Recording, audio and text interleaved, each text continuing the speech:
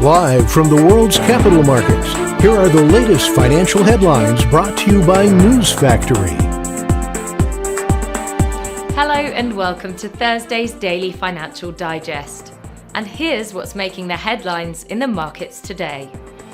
The Bitcoin dollar pair exploded 6.9% in the last session. The ultimate oscillator is giving a positive signal. The last session saw the euro rise 0.6% against the dollar. The stochastic indicator is giving a positive signal. The pound dollar pair rose 0.7% in the last session. The RSI is giving a positive signal. The Aussie dollar pair exploded 1% in the last session. The ROC is giving a positive signal. And now let's hear what our chief analyst picked up for us today. Cisco Systems forecast fourth quarter revenue above Wall Street estimates as the network equipment maker benefits from a pickup in enterprise spending and easing supply chain constraints.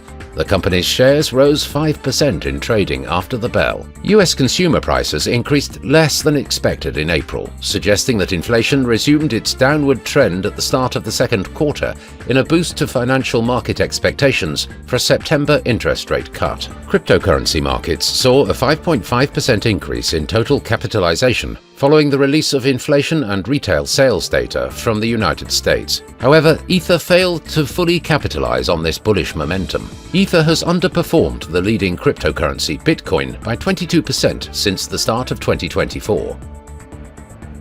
Those were today's major economic events. And now, moving on to world financial headlines. The US industrial production will be released at 13:15 GMT. Australia's employment change at 1:30 GMT. Japan's industrial production at 4:30 GMT. Italy's consumer price index will be released at 8 GMT. Australia's unemployment rate at 1:30 GMT. The Dutch unemployment rate at 4:30 GMT. We hope that you've enjoyed Thursday's Market Outlook. On behalf of all of us here, we wish you a productive trading day. Be sure to join us tomorrow morning for the latest news and events from the financial markets.